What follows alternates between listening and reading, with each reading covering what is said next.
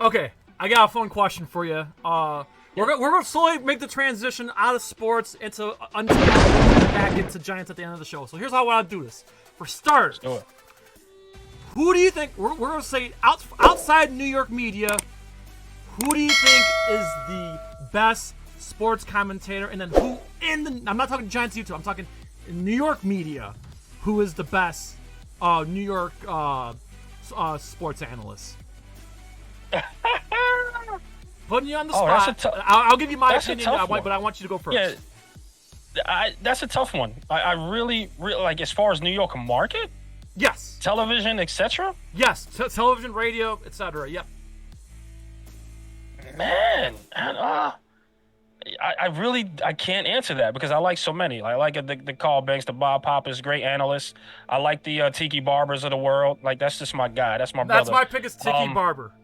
I'm going with and you know what? I'll do that. I'll go with Tiki Barber as far as being a sports analyst in there. And I'll even throw you one in there. He's come a long way since he started. And it's just getting better with time. Yeah. You know what I mean? And I'll even throw another one in there, and it's not really sports specifically, but as far as a great analyst, period, in the field that he's doing now, I'll go with my brother Nate Burleson. Nate Burleson as well as taking it and just running with this thing and making the guy won 2 awards already for doing this stuff. So, but as far as sportsman, I think I want to go with Tiki Barber, man. That's my guy, and maybe I'm being biased, but when you hear him, he just captures me. I listen to him every day. I listen to him every day. And again, he's come a long way. Because I remember when he started, it was a little iffy for him. And now he's absolutely great. And I'm happy that he's with WFAN. So yeah, Tiki Barber's my pick. Yeah. Now, I will give you my pick for outside. And it's an easy one. Shannon Sharp has come a long way. And now Club Shay Shay is like the new Joe Rogan show. Yeah, Unc is killing it. Shout out to Shannon. And you know what? I'll even give Skip his flowers. I'm not Skip. Stephen A. I'll even give Stephen A his flowers. I love some Stephen A, man. I love Stephen A. So Unc is Stephen A for sure. But I don't think one's better than the other. Let me make that clear. You know what I'm saying? But I just love Stephen A, man. He's just really the way he projects, the way I really take little mannerisms from him. Mm-hmm. Even doing New York Revival, and I go, let me just take a little bit of that. And those long, complicated words. Yeah, I try to give him a little something. I'll say this, I don't want to put anybody down. Exactly. I really only like watching Stephen A. when he's putting the Cowboys down. Oh, yeah, listen, I got that song right there saved on my phone no matter what, but that's the next person I would love to meet. So, Stephen A., I'm saying this right here on record, brother. I'm going to clip this. Someone's going to clip this, I'm sure. And we're going to have to get you on Revival, man, and just talk, brother. You're very intelligent. I love what you do, and like I said, I take a lot from Stephen A. Smith as well as Tiki Barber and Nate Burleson. Those guys right there, those three formed Eli Rax, a.k.a. Vibe, so for sure. I mean, I used to love watching Shannon with Skip on Undisputed, and now Undisputed ain't the same anymore.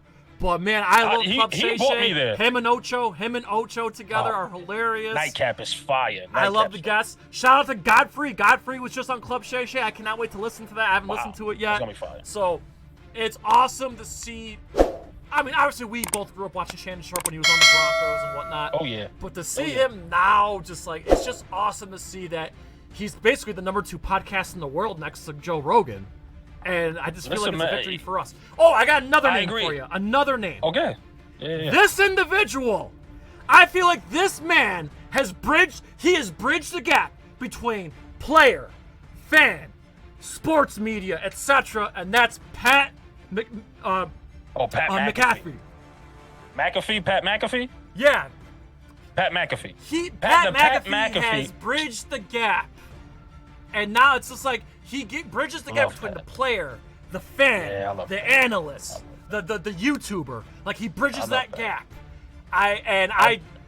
Dude, I love his energy. You know what? No, let me make this clear. About Pat. I love Pat McAfee. Let me make this clear. Yeah. I just think him on ESPN, it kind of, I don't want to say watered it down a little bit. No, I don't like. But he used to be so much better on YouTube, man. I watched it religiously. He don't need ESPN. He doesn't, man. Yo, and this is the thing, right? Like, if you're killing it by yourself, yes, these big corporations are going to want to come and buy you, but certain things is just not for sale. And that Pat McAfee show shouldn't have been for sale. Now, I get it. He got a check. I know. I get Me and Fist Vegas talked about it. Like, I understand why he did it. He wants to grow his audience. I understand that. But my God, dude, just let the leash go, man. When he's cursing, going on his tirades, and bringing like random guests in, like that's TV. That's real TV right there. He don't need ESPN. ESPN needs him. He don't need ESPN. You know what it is? It's just one of those guys that need to be underground. He's like that underground artist, right? Like just he's successful underground. Everybody loves him. He has a great fan base. He has a cult following. He doesn't need a record label. He doesn't need the big guy to show him what to do. So that's Pat McAfee. He didn't need ESPN, man. I think, YouTube was paying him well. DraftKings paying him well. But again, I get it. The money was really good. I get it too. Just wanted the showdown. I understand why Joe Rogan did that Spotify deal. I get it. When they lay the money on the goddamn table, I'm just going to say this right now.